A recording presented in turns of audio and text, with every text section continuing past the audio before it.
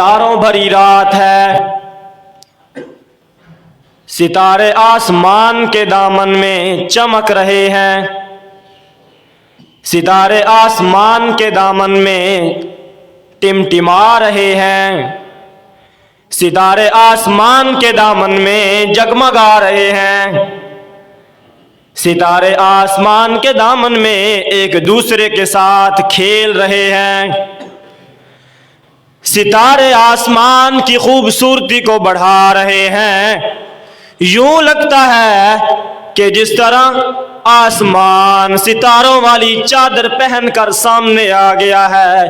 اور جہان والوں کی آنکھوں کو مسرت عطا کر رہا ہے۔ دو میاں بیوی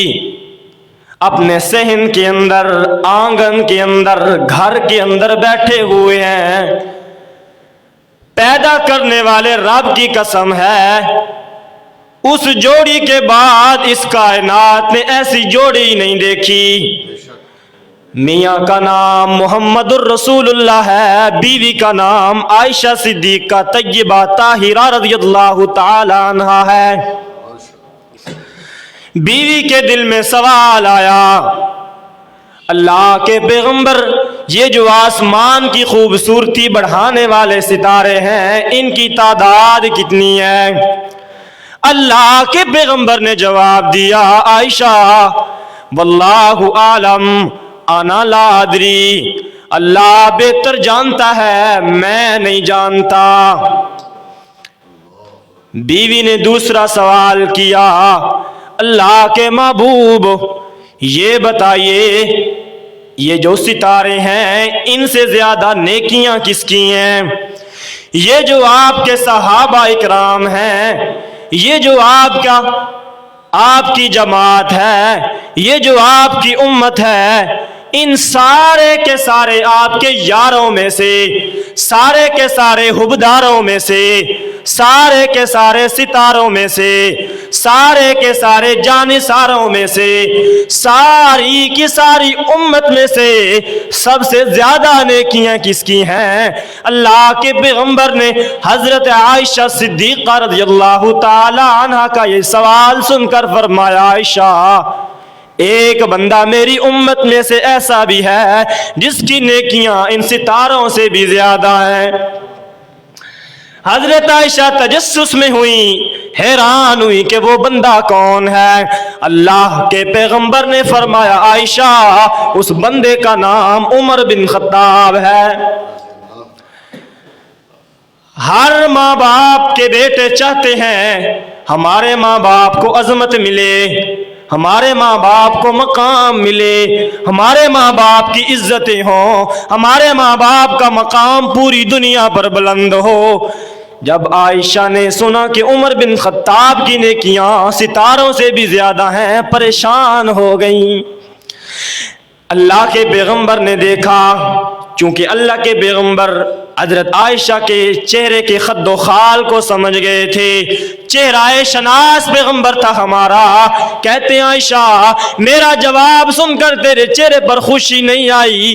سوال تو اسی لیے کرتے ہیں نا کہ جواب اچھا مل جائے۔ میں نے جواب اچھا دیا لیکن تیرے چہرے پر خوشی نہیں آئی، عائشہ کیا بات ہے؟ حضرت عائشہ کہتی ہیں، اللہ کے محبوب آج میری ایک خوش فہمی دور ہو گئی، آج میری ایک غلط فہمی دور ہو گئی۔ میں تو سمجھتی تھی آپ کے سارے یاروں میں سے، آپ کے سارے رشتہ داروں میں سے،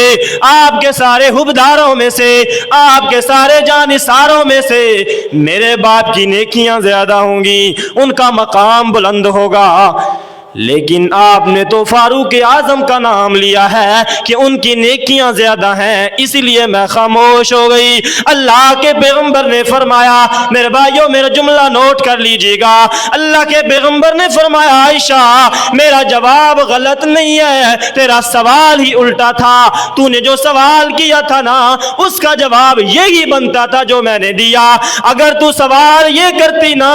کہ ساروں کی نیکیاں کس سے زیادہ ہیں، تو نے تو سوال کیا کہ ستاروں سے زیادہ نیکیاں کس کی ہیں۔ اگر تو سوال کرتی کہ ساروں سے زیادہ نیکیاں کس کی ہیں تو پھر میں تیرے باپ کا نام صدیق اکبر کا نام لیتا۔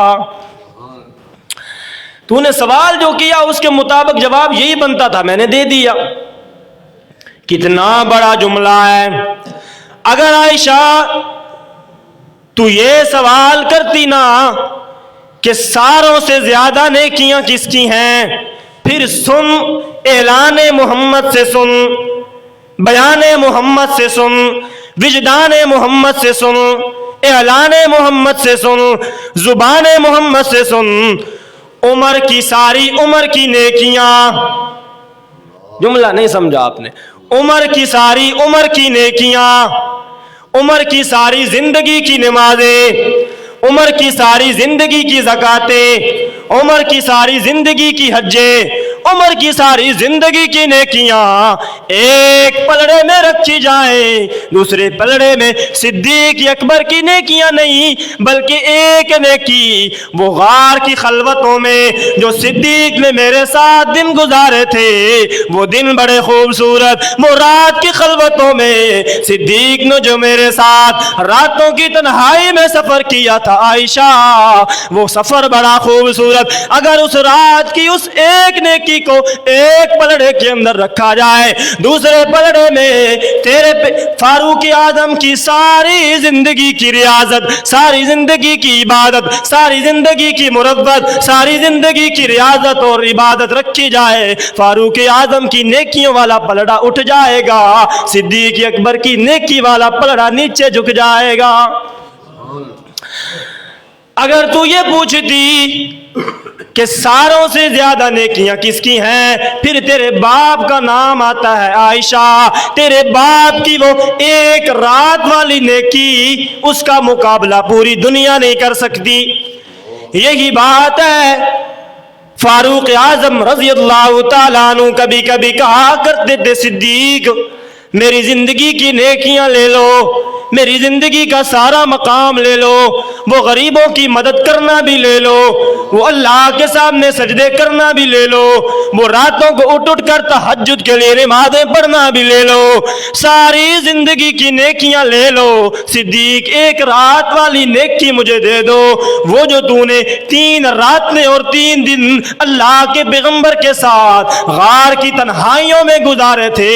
وہ مجھے دے دو۔ صدیق اکبر فرمایا کرتے تھے، اے فاروق اعظم تو صرف اپنی نیکیوں کی بات کرتا ہے، تو اپنی نمازوں کی بات کرتا ہے، اگر ساری دنیا بھی مجھ سے سودا کرنے لگ جائے، اے صدیق اکبر ہماری نمازیں بھی تیری ہو گئی، ہماری ساری کی ساری زکاتیں بھی تیری ہو گئی، ہمارے سجدے اور قیام اور رکوع بھی تیرے ہو گئے، یہ سارے کے سارے لے لے اور ہمیں وہ ایک نیکی دے دے، مجھے اللہ کی قسم ہے میں اس رات کا ایک ایک لمحہ گزرتا ہوا اس لمحے کو اگر تقسیم کیا جائے میں ان لمحوں کی تقسیم میں سے ایک ٹکڑا بھی کسی کو نہ دوں گا۔ صدیق اکبر رضی اللہ تعالیٰ عنہ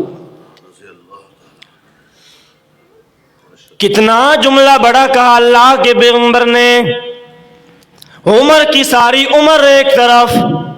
صدیق کی ایک نیکی ایک طرف، نیکیوں کا وزن اللہ جانتا ہے۔ کون عمر جس کو مانگنے کے لیے اللہ کے پیغمبر حتیم کے اندر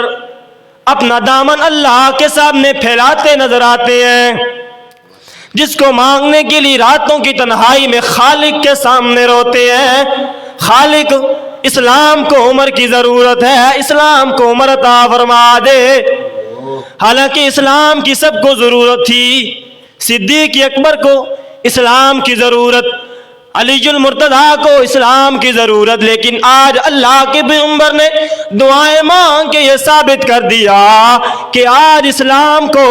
عمر کی ضرورت بڑھ گئی۔ کون عمر جو آئے تو کعبے کے در کھل جائیں، جو دریاؤں کو خط لکھے تو دریا روانہ ہو جائیں، جو کہے لوگوں میری ہے خلافت، میری حکومت کے اندر اگر کسی ایک بکری کے بچے کا بھی پاؤں فلاں پل کے اندر آ کر ٹوٹ جائے، عمر سے اس کا حساب بھی اس کا رب مانگے گا۔ غریبوں کے بچوں کو اپنے ہاتھوں کے ساتھ کھانا کھلانے والا عمر، آج اس عمر کی ساری نیکیاں ایک طرف چلی گئی، صدیق اکبر کی ایک نیکی ایک طرف چلی گئی۔ اس لیے قرآن کہتا ہے یہ نیکی کیوں بڑی ہو گئی، اس نیکی کو مقام کیوں زیادہ مل گیا، اس نیکی کا مرتبہ کیوں زیادہ ہو گیا؟ کیونکہ اس نیکی کا تذکرہ اللہ نے اپنی کتاب کے اندر فرمایا۔ قرآن کہتا ہے اللہ تنصروہ فقد نصرہ اللہ اذ اخرجہ الذین کفروا ثانی اثنین اذ ہما فی الغار۔ اللہ فرماتے ہیں میرے بندو اگر تم میرے پیغمبر کی مدد نہ بھی کرو پھر بھی کوئی بات نہیں، کیونکہ اللہ اپنے بندوں کی مدد اس وقت کر چکا ہے جس وقت اس کو اور اس کے ساتھی کو مکے والوں نے نکال دیا تھا، وہ غار کے اندر